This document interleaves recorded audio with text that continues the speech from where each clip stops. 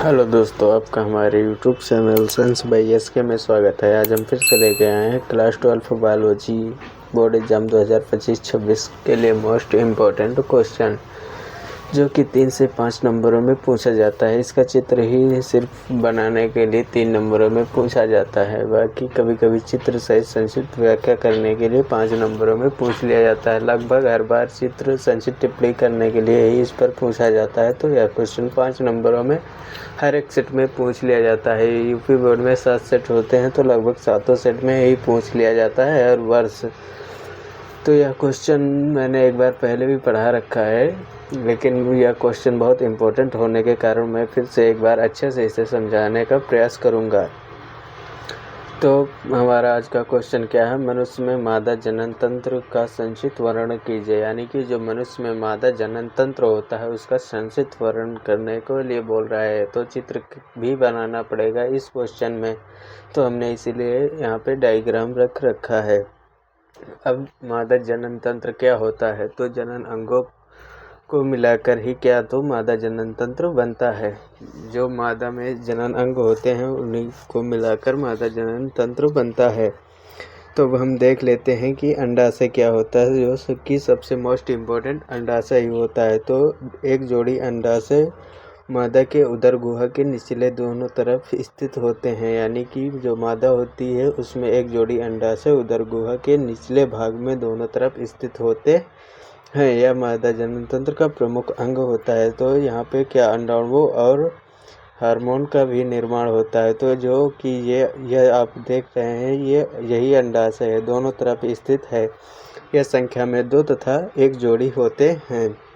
तो इसमें क्या होता है? अंडाणुओं का निर्माण तथा हार्मोन का भी निर्माण होता है, यानी कि नियमन होता है। तो अब हम देख लेते हैं। मादा में एक जोड़ी अंडाशय उदर गुहा के निचले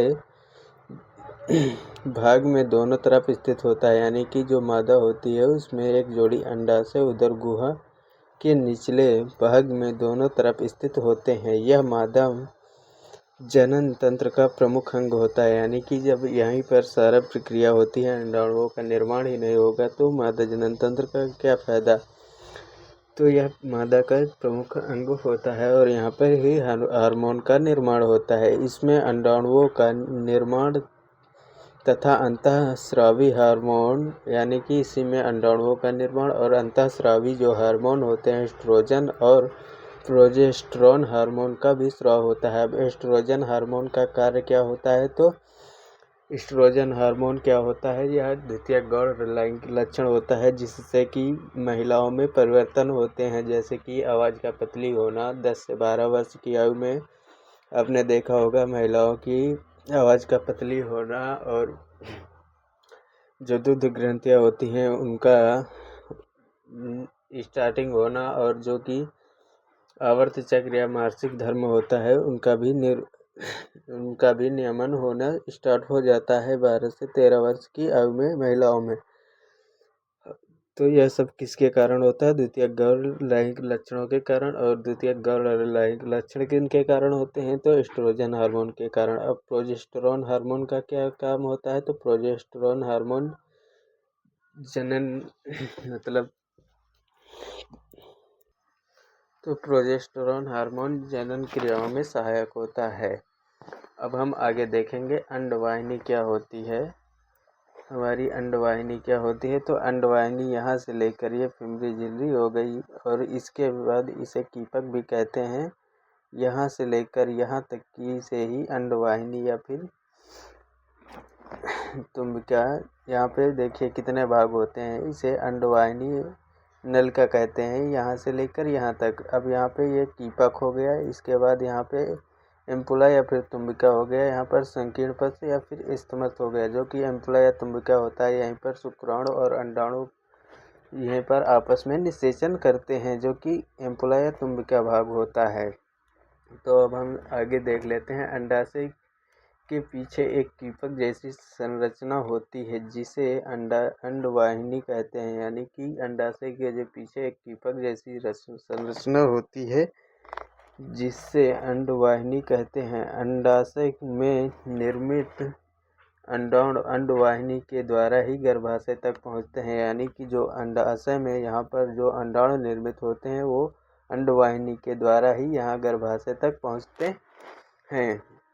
अंडवाहिनी में ही फैलोपियन नलिका में निषेचन की प्रक्रिया पूरी होती है, यानी कि जो फैलोपियन नलिका होती है यहाँ पर एम्पुला तुम्बिका, यहीं पर निषेचन की प्रक्रिया भी पूरी होती है।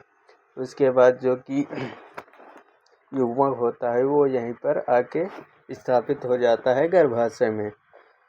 तो हम आशा करते हैं यहाँ तक अच्छे से समझ में आया होगा। अब हम चलते हैं आगे, देख लेते हैं तीसरा पॉइंट हमारा क्या है। तो हमारा तीसरा पॉइंट है गर्भाशय क्या होता है। गर्भाशय के बारे में अब हम अच्छे से समझेंगे। इसकी संरचना उल्टे नासपति के आकार की होती है, यानी कि गर्भाशय जो कि होता है या इसकी संरचना किसके समान होती है, तो उल्टे नासपति के आकार की होती है। आप देख सकते हैं यहाँ पर यह शुक्राणुओं को अंडवाहिनी तक ले जाने का कार्य करती है, यानी कि इसका कार्य क्या होता है, तो यह शुक्राणु इधर से आते हैं और यहाँ अंडवाहिनी तक ले जाने का कार्य करती है।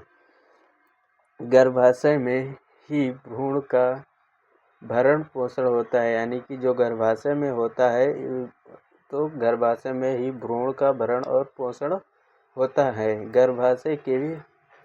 गर्भाशय पीछे की ओर एक सकली नलिका में खुलता है जिसे गर्भाशय ग्रीवा कहते हैं, यानी कि गर्भाशय पीछे की ओर एक सक्रिय नलिका में खुलता है जिसे गर्भाशय ग्रीवा कहते हैं।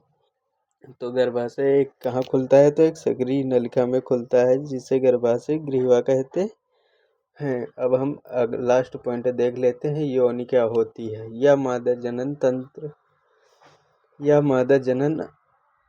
जननांग होता है, यानी कि जो योनि होती है ये यहाँ पे आपको दे रखा है सबसे नीचे पॉइंट में, योनि यहाँ पे दे रखा है। 1 मिनट में क्लियर करने के बाद आपको दिखाता हूँ अच्छे से।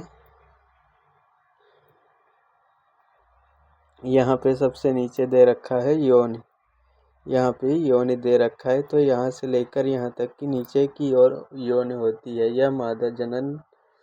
यह मादा का बाह्य जननांग होता है जो एक लचीला मांसपेशियों से बना होता है, यानी कि यह एक लचीली मांसपेशियों से बना होता है। क्या मादा जननांग जो बाह्य जननांग होता है, यह संभोग के दौरान शुक्राणुओं को ग्रहण करता है, यानी कि संभोग के दौरान यही यौन होती है यही शुक्राणुओं को ग्रहण करता है तथा गर्भाशय तक पहुंचाने का कार्य करती है। यानी कि यौन का कार्य क्या होता है, तो शुक्राणुओं को यौन संभोग के दौरान शुक्राणुओं को ग्रहण करेगी, उसके बाद यह गर्भाशय तक पहुंचाने का काम करेगी। फिर गर्भाशय उसको शुक्राणुओं को कहाँ पहुंचाएगा, फैलोपियन नलिका में। फैलोपियन नलिका उसे एम्पुला या फिर तुम्बिका में भेजेगा और यहीं पर अंडाणु और शुक्राणु के बीच निषेचन होता है जिससे एक युग्मक बनता है और युग्मक फिर एम्पुला या तुम्बिका भाग से गर्भाशय में आकर स्थापित हो जाता है, जिससे यहीं पर पूरे 9 माह प्रक्रिया चलती है, फिर एक बच्चे का निर्माण होता है। तो हम आशा करते हैं आपको यह क्वेश्चन अच्छे से समझ में आ गया होगा। यदि यह क्वेश्चन अच्छे समझ में आया तो प्लीज़ वीडियो को लाइक एवं चैनल को सब्सक्राइब करें। हम फिर से मिलते हैं अगली वीडियो मोस्ट इम्पोर्टेंट टॉपिक को लेकर।